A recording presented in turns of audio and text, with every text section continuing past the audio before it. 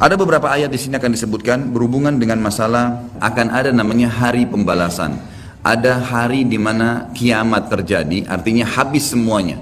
Semua yang kita lihat dan kita tidak lihat di langit, di bumi, di kedalaman lautan, semuanya akan habis. Ada saatnya di mana ajalnya datang, semuanya akan hancur dan terjadilah kiamat. Kiamat ini akan terjadi bila diikuti dengan beberapa tanda-tanda sebelumnya, baik tanda-tanda kecil ataupun tanda-tanda besar. Jadi tanda-tanda kiamat itu ada besar, ada kecil. Tentu kalau tanda-tanda kiamat kecil banyak sekali. Di antaranya hadis riwayat Muslim juga yang berbunyi, kata Nabi SAW, hitunglah 6 tanda-tanda kiamat. Ini kecil. Lahirnya aku, diutusnya aku, dan meninggalnya aku. Berarti sudah ada 3 dan sudah terjadi.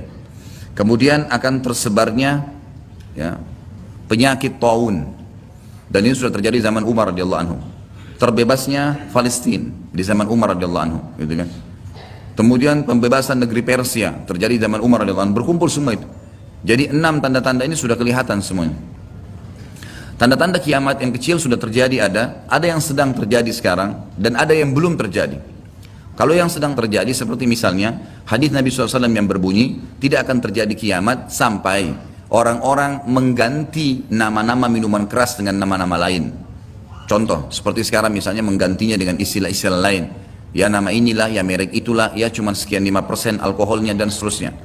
Hadis yang lain, tidak akan terjadi kiamat sampai zina tersebar, dianggap biasa, dan juga banyaknya laki-laki yang menyerupai perempuan, dan juga minuman keras dianggap sebagai minuman yang biasa. Hadis sahih semuanya. Jadi ini semua kita lihat depan mata kita, sedang terjadi. Ya, sedang terjadi. Kemudian yang belum terjadi, itu seperti misalnya kalau tanda-tanda kiamat kecil terakhir sekali namanya Malhamah Kubra. Peperangan besar antara kaum muslimin dengan orang-orang Nasrani. Yang ini disebutkan panjang lebar dalam hadis Bukhari, lebih dari 3 lembar kalau tidak salah. Hadis ini berbunyi, kata Nabi SAW, kalian akan bersatu dengan Bani Asfar. Bani Asfar ini sebenarnya lebih tepatnya orang-orang Rum, ya, orang-orang Nasrani. Mereka akan bersatu, kalian akan bersatu dengan mereka untuk memerangi satu kaum, tapi tidak disebutkan kaum ini siapa.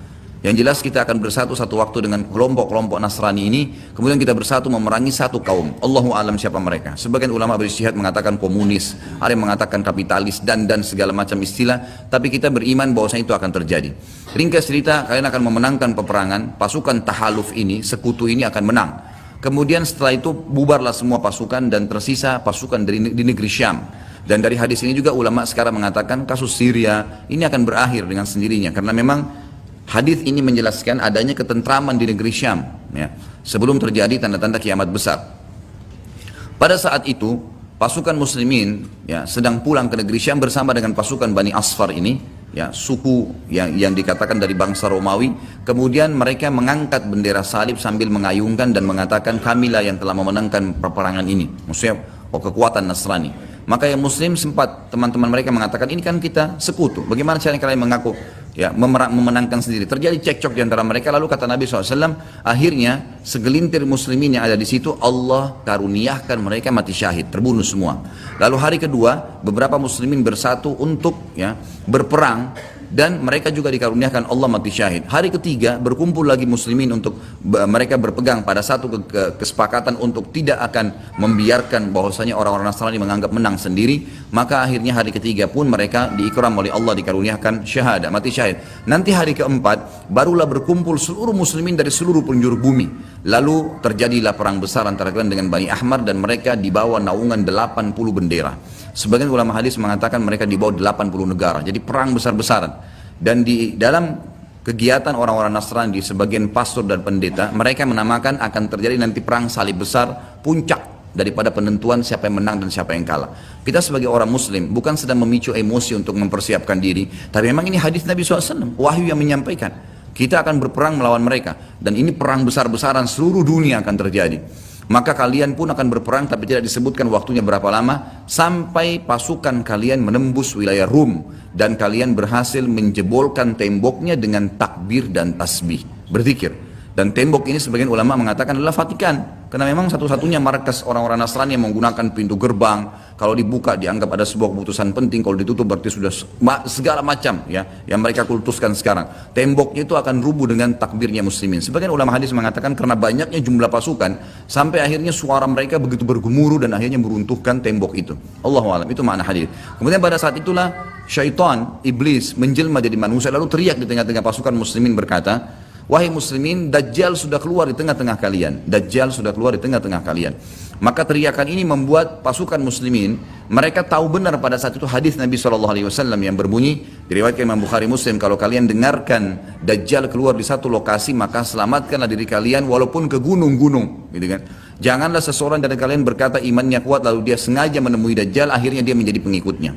Jadi para mujahidin tahu masalah itu. Mereka bukan tidak berani, tapi mereka mengikuti sabda Nabi SAW. Maka mereka pun akhirnya pada pulang masing-masing. Kata Nabi SAW, mereka pun bubar ke wilayah masing-masing.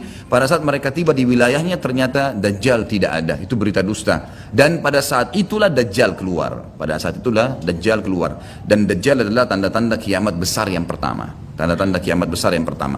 Jadi ini akan terjadi.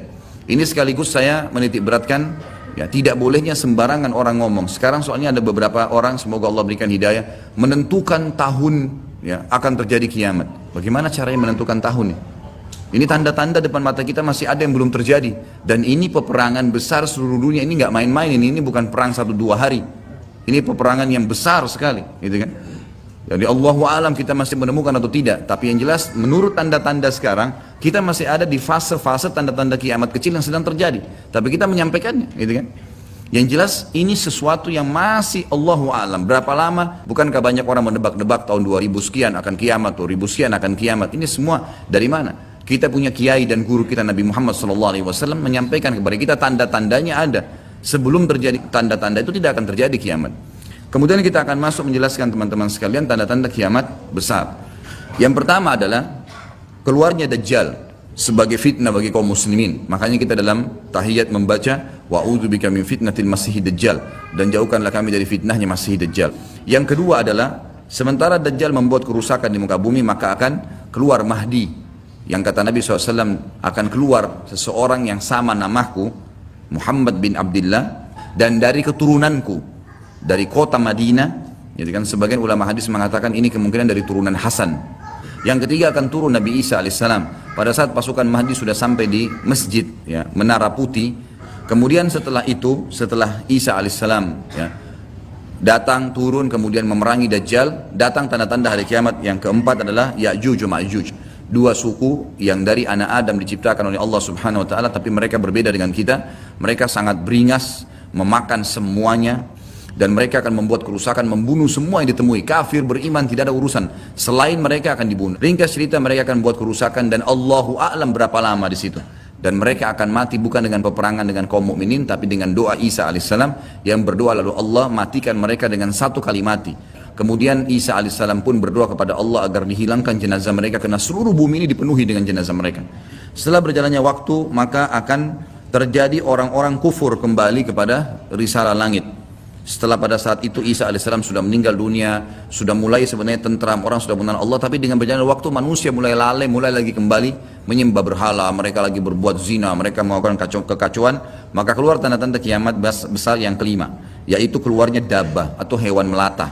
Yang hewan melata ini akan keluar dari tanah, berbentuk seperti hewan, tapi dia bisa berbicara dan dia membawa cap yang dia mencap orang beriman dan orang kafir. Setelah keluarnya dabbah, maka akan terjadi 6, 7, 8 sekaligus tanda-tanda kiamat ini, yaitu terjadinya longsor besar di wilayah timur, dan terjadi juga longsor besar, tanda-tanda kiamat yang ketujuh itu adalah di Jazirah Arab, dan juga terjadi di wilayah baratnya Jazirah Arab, yaitu wilayah Afrika, dan ini juga akan longsor besar, gitu kan. Sebelum terjadinya longsor 6, 7, 8 tadi, di seluruh muka bumi ini akan terjadi kabut yang menutupi bumi ini, dan semua dunia ini akan melihat kabut itu dalam beberapa waktu. Kemudian terjadilah tanda-tanda kiamat yang selanjutnya, yang ke-9, keluarnya api dari wilayah Aden namanya, atau wilayah padang pasirnya wilayah Aden. Aden salah satu kota di Yaman. Kemudian selanjutnya akan terbit matahari dari barat sebagaimana dia biasa terbenam dari situ.